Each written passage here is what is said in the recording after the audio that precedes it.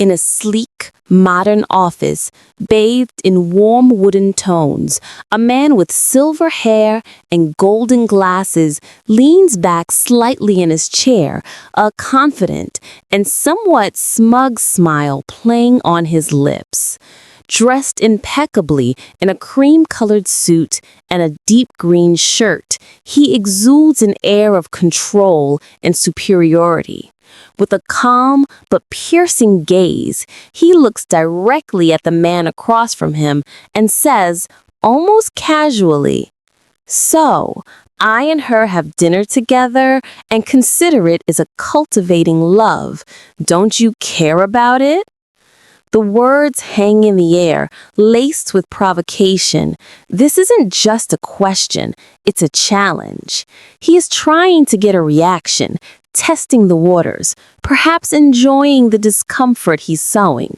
The room is tense, the atmosphere thick with unspoken rivalry. Behind the composed tone lies a subtle taunt, implying a deeper relationship with the woman in question. The scene shifts slightly, showing both men now facing each other, the tension between them growing sharper. The silver-haired man, still with that same infuriating calm, leans forward just a bit more, as if preparing to twist the knife. He looks amused, almost entertained by the conversation as he delivers his next line, completely unbothered by its audacity. "Can you reveal a bit about her expression while in bed?" The room seems to freeze. The air grows heavier. This is no longer mere provocation. It's a blatant, cruel jab meant to stir jealousy, to break the composure of the other man. The silver-haired man smiles coldly, relishing the power he holds in that moment. It's no longer about love or affection, it's a power play, and he's determined to win. Now the spotlight shifts to the dark-haired man who's been silently bearing the weight of these words. His expression is somber, eyes closed, as if trying to suppress a flood of emotions. His face is drawn with pain, not from the insult alone, but perhaps from memories, regrets, or truths he doesn't wish to confront. And then, in a low voice that betrays the hurt he feels, he replies, "She knows nothing but crying." His words cut through the arrogance that filled the room moments ago. They are not meant to mock or belittle. Rather, they reveal a deeper sadness. Maybe it's a confession. Maybe it's a realization of how little he truly understood her, or how much pain she might be in. For a brief moment, the game of dominance ends, and raw human emotion takes its place. The truth, no matter how cruel or tragic, finally surfaces. Under the veil of a dark, starless night, a man stands alone, bathed in the pale blue glow of his glasses, which reflect the light eerily across his serious face. His silver hair, perfectly styled, glints faintly in the light, while his sharp gaze is distant, as if lost in thought. The atmosphere is heavy with silence, but his mind is anything but quiet. Obviously, this is a delicate matter, but he can still tell others frankly. He doesn't seem to really care about her. These words echo internally, not spoken aloud, but felt with a sting of realization. The man's cold demeanor and blunt honesty in a sensitive situation reveal a chilling indifference. Though the issue at hand is personal and fragile, he speaks of it with no hesitation. It's as if the person involved, presumably a woman, means nothing to him. His heart remains untouched, guarded behind a calm, calculating exterior. The man slowly rises from his seat, movements graceful and deliberate, as though every motion has been carefully rehearsed. His white blazer is crisp and clean, the green shirt beneath adding a quiet elegance to his look, perfectly complemented by a sleek black tie and a decorative brooch at his chest. The polished wooden floor beneath him reflects the shadows he casts, grounded yet symbolic of the secrets that lurk beneath the surface. The simple action of standing up seems to carry weight, as if he's preparing to address something important, or perhaps someone significant has just arrived. The word stand up emphasizes this moment, not merely as a physical action, but as a turning point. It's a shift in pace, a cue that something meaningful is about to unfold. Now, upright and composed, the man speaks at last, his tone calm and professional, yet tinged with quiet authority. A polite smile lingers on his face as he looks ahead, golden-framed glasses resting perfectly on his nose. "The person that the elder master has asked you to search, have you found?" His question, though seemingly casual, hints at a larger story in motion, one involving orders from a powerful figure, the elder master, and a mysterious search for someone whose identity is yet to be revealed. The phrasing is formal, suggesting that the man speaking is used to operating in hierarchical environments, perhaps within a wealthy or influential family. Despite his composed demeanor, there is tension beneath his words, the kind that comes when waiting for an answer that could change everything. In the stillness of a quiet morning, a man dressed in a pristine white suit adjusts his collar with calm precision. His movements are deliberate, refined, almost ritualistic. The subtle gold watch glints under the soft light, hinting at his taste for elegance and order. He prepares himself not just for another workday, but for a moment that feels significant. The sharp line of his jacket and the composed expression on his face suggests that he is no ordinary figure. He is a man of power, of control, and of purpose. Fingers glide across the keyboard swiftly but with practiced ease. Each keystroke seems to echo with meaning, as though every word typed carries the weight of a decision not easily made. The screen glows with a soft hue, illuminating the hand of the same man, now seated, working intently. The world outside may move on, but in this moment, time bends around his focus. This is not just typing, it's strategy being forged, decisions being finalized, and control being maintained. Suddenly, he pauses. His violet eyes, sharp and thoughtful, stare out the window at the city skyline. He's alone in a towering office, the sun casting a clear light on his chiseled features. A question hangs in the air. Perhaps someone has just asked him to act, to strike. But his answer is calm, unwavering. "Not yet," he says, his voice firm. Not out of hesitation, but because he knows timing is everything. His gaze hardens with resolve. He's not waiting out for fear. He's waiting for the perfect moment. As he turned to leave the room, a confident smile curved his lips. The light caught the edge of his glasses as his hand brushed against the wooden door. "So, I will have a meal with that beautiful woman," he declared with a hint of pride in his voice, as if victory already belonged to him. Without another word, he pushed the door open and walked away, his back straight, his steps filled with self-assured charm. Meanwhile, in another place, a man sat quietly, the room heavy with silence. He leaned back in his chair, fingers intertwined thoughtfully before his lips. The cigarette between them burned slowly, its thin line of smoke curling into the air. His eyes, cold and calculating, hinted at the storm brewing within his mind. His gaze hardened as he exhaled, smoke drifting around him like mist. "Having a meal with another man without my decision," he muttered, his tone low and dangerous. Then his lips twisted into a cold smile. "You are so brave." The words were sharp, half amusement, half threat, carrying the quiet fury of a man not accustomed to defiance. The ember at the end of his cigarette glowed faintly as he lifted it again.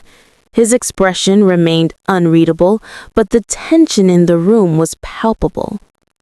Behind his calm exterior, his mind was racing, plotting his next move with deadly precision. The faint scent of smoke lingered in the air, mingling with the chill of his restrained anger. Night descended quietly over the city, the moon hanging high and luminous in the dark sky.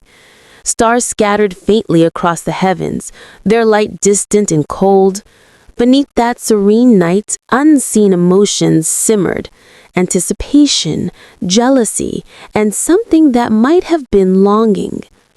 In a softly lit restaurant overlooking the city, the man with silver hair sat elegantly across from a woman. The faint glow of the evening lights reflected off his golden glasses as he dabbed his lips with the napkin. The table was perfectly set, wine glasses half filled, plates arranged neatly. Across from him, the woman with long pink hair sat quietly, her gaze uncertain, unaware of the storm her simple dinner might soon awaken. The young woman smiled softly, her eyes sparkling like amethyst under the warm light of the restaurant. Her tone was gentle but confident as she finished explaining her thoughts. "The basic situation is like that," she said, her voice carrying a hint of relief. For a moment, the atmosphere between them felt light, almost peaceful, as if the tension of the day had briefly lifted. Just as the silence settled, a sudden vibration broke through the calm. Ding, ding. Her phone, resting neatly beside her plate, lit up with a faint glow. The tiny rose charm hanging from it swayed lightly, catching her attention. A message had arrived. Unexpected, almost intrusive, slicing through the serenity of the evening. She reached for her phone, curiosity flickering in her violet eyes. The faint smile still lingered on her lips as she unlocked the screen, whispering softly, Her expression remained calm, unaware that within the next second, everything about her mood and the evening was about to change completely. Her eyes widened in shock as she read the message. The air seemed to still around her. "Wait for me at the company. Return to D1 tonight." The words burned on the screen, cold and commanding. Her heartbeat quickened, her hand trembling slightly as she stared at the sender. An unknown number, yet one she instinctively recognized. A mix of fear, confusion, and disbelief washed over her. The calm dinner had turned into a storm she hadn't seen coming. The girl stands by the floor-to-ceiling glass window, bathed in the glow of city lights. Her soft pink dress sways gently as she clutches her phone close to her chest. There's a quiet intensity in her eyes, as if she's waiting for something, or someone. The world outside is sparkling, but her focus is entirely elsewhere. From behind, her long hair cascades down her back like silk. She looks ahead determinedly, the empty rooftop stretching out before her. In the quiet night air, a thought escapes her lips. If already here, why not get up there together? It's both an invitation and a quiet challenge. Suddenly, she turns around, only to be met with a familiar figure. A tall man with silver hair and sharp glasses stands confidently in the doorway, a faint smirk playing on his lips. She gasps in surprise, eyes wide, and exclaims, "Why are you—" Her shock fills the air like a spark. Her grip tightens on her phone as she instinctively steps closer, her face lifted toward him in confusion and disbelief. The contrast between his composed presence and her flustered reaction is striking. The space between them feels charged with unspoken words. Then, in one swift motion, his hand reaches out and catches her wrist firmly. "Hold!" The word seems to echo through the moment. Her eyes widen further, not just from the touch, but from the certainty in his action. It's as though he refuses to let her slip away. The elevator door opens with a soft chime, the number 1F glowing faintly above it. His voice cuts through the silence, calm yet laced with hidden meaning. "How can you and Bei Mingye know each other?" The question lands like a stone in still water, hinting at deeper connections she can't ignore. Without hesitation, he starts walking forward, still holding her hand tightly.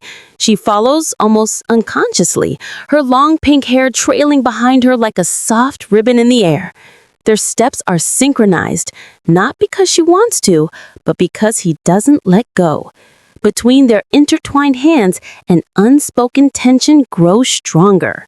The dim room is wrapped in a tense silence as the man leans over her, his hand gripping the collar of his shirt, lowering his face dangerously close to hers. His sharp gaze locks onto her wide, startled eyes, trapping her in the intensity of the moment. She can feel his breath brush against her skin, the space between them narrowing until the air itself seems to tighten. Her heartbeat quickens, a mix of fear, surprise, and something she can't quite name. Now alone, the girl stands in a quiet corner, the glow around her soft but heavy with emotion. Her long pink hair frames her downcast face as her lips press together, hiding the storm inside. The single word, quiet, lingers like a whisper in the air. She doesn't need to speak. Her silence says everything. The man in the white suit looks down at her with sharp, probing eyes, his brows knit slightly as if demanding answers. His voice cuts through the silence, steady but edged with irritation. "Why don't you say something?" he asks. She lifts her gaze slowly, her soft expression contrasting the intensity in his. The elevator walls seem to close in, amplifying the tension between them.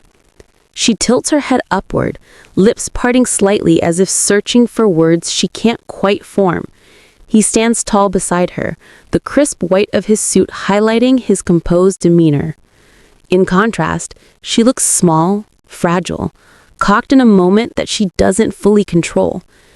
A digital chime breaks the silence as the elevator display flashes 28F. The sound slices through the heavy air. Her voice, trembling but clear, escapes. "What did you just ask?" The floor number glows like an unspoken promise of something waiting above. The elevator doors slide open with a soft hiss.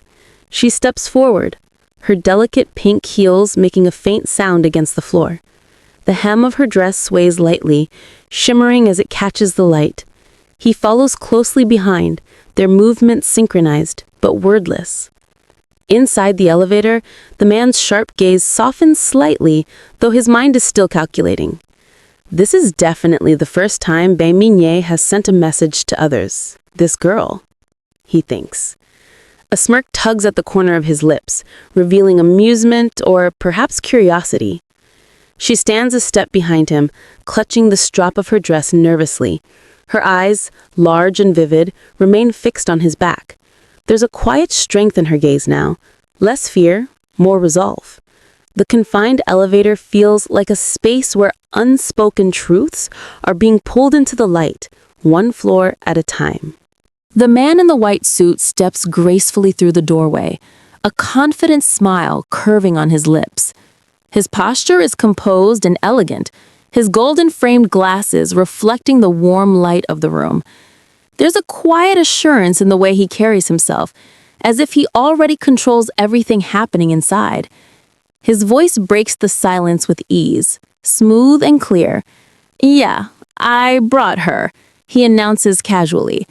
Before the sentence can even settle in the air, a sharp, surprised exclamation cuts through the room, a startled, "Ah!" as if someone hadn't expected this sudden arrival. Across the room, a woman with cascading red hair leans over a man seated on the couch. Her dress, bold and wild in its pattern, clings to her figure as she presses herself closer to him.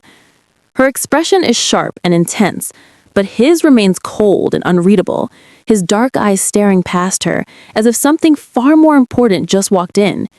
The woman's legs cross gracefully over his, her high heels gleaming under the light. She drapes herself over him, her gloved arms looped around his shoulders, in a gesture that's both seductive and possessive. But the atmosphere is far from romantic. It's tense, like a storm building under calm skies. Just a few steps away, the girl in the soft pink dress stands frozen in shock. Her hands are clasped tightly at her chest as her wide violet eyes take in the scene before her. The sight of the man, that man, with someone else so close to him sends a shiver through her heart. The world around her seems to blur, leaving only this painful image burned into her mind. Her heartbeat pounded against her chest as dread crept through her veins, her eyes fixated on the scene before her, on him.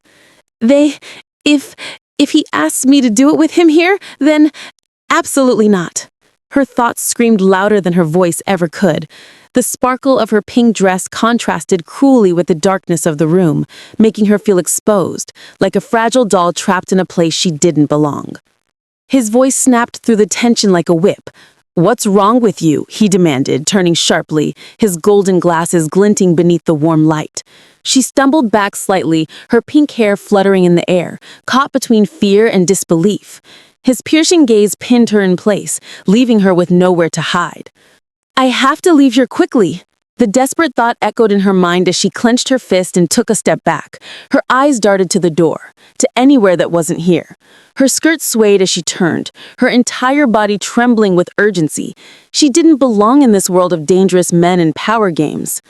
Before she could make her escape, a voice behind her cut through the air. "The boss wants to meet you." It was the tall man in the black suit, his broad back blocking her path as he reached out to stop her. His words weren't a request, they were a command. Her breath caught in her throat. His arm wrapped firmly around her, pulling her closer to him, sealing off her only way out. The warmth of his suit pressed against her soft pink dress, but to her it felt like cold steel closing in. Her body stiffened and the room suddenly felt much smaller than it was. Panic! The word flashed like a siren in her mind as her wide violet eyes filled with fear. Her lips parted in a silent gasp as the weight of the situation crashed over her. Her once calm world now spun out of control, and for the first time, she realized there was no easy way out.